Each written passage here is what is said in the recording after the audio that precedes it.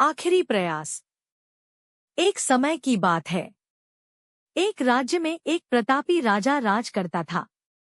एक दिन उसके दरबार में एक विदेशी आगंतुक आया और उसने राजा को एक सुंदर पत्थर उपहार में दिया। राजा वह पत्थर देख बहुत प्रसन्न हुआ। उसने उस पत्थर से भगवान विष्णु की प्रतिमा का निर्माण कर उसे राज्य के मंदिर में स्थापित करने का निर्णय लिया और प्रतिमा निर्माण का कार्य राज्य के महामंत्री को सौंप दिया। महामंत्री गांव के सर्वश्रेष्ठ मूर्तिकार के पास गया और उसे वह पत्थर देते हुए बोला, महाराज, मंदिर में भगवान विष्णु की प्रतिमा स्थापित करना चाहते हैं। 7 दिवस के भीतर इस पत्थर से भगवान विष्णु की प्रतिमा तैयार कर राजमहल पहुंचा देना। इसके लिए तुम्हें 50 स्वर्ण मुद्राएं दी जाएंगी। 50 स्वर्ण मुद्राओं की बात सुनकर मूर्तिकार खुश हो गया और महामंत्री के जाने के उपरांत प्रतिमा का निर्माण कार्य प्रारंभ करने के उद्देश्य से अपने औजार निकाल लिए। अपने औजारों में से उसने एक हथौड़ा लिया और पत्थर तोड़ने के लिए उस पर हथौड़े से वार करने लगा, किंतु पत्थर जस का तस रहा।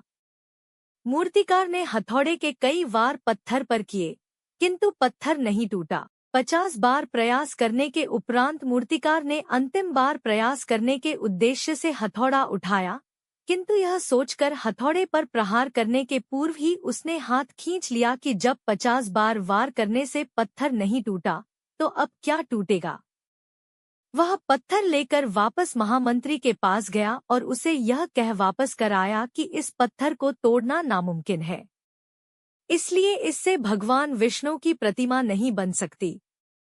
महामंत्री को राजा का आदेश हर स्थिति में पूर्ण करना था, इसलिए उसने भगवान विष्णु की प्रतिमा निर्मित करने का कार्य गांव के एक साधारण से मूर्तिकार को सौंप दिया। पत्थर लेकर मूर्तिकार ने महामंत्री के सामने ही उस पर हथौड़े से प्रहार किया और वह पत्थर एक बार में ही टूट गया।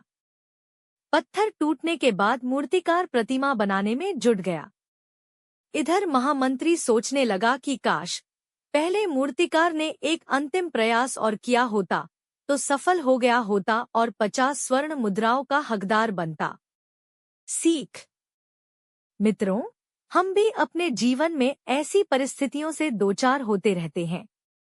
कई बार किसी कार्य को करने के पूर्व या किसी समस्या के सामने आने पर उसका निराकरण करने के पूर्व ही हमारा आत्मविश्वास डगमगा जाता है और हम प्रयास किए बिना ही हार मान लेते हैं।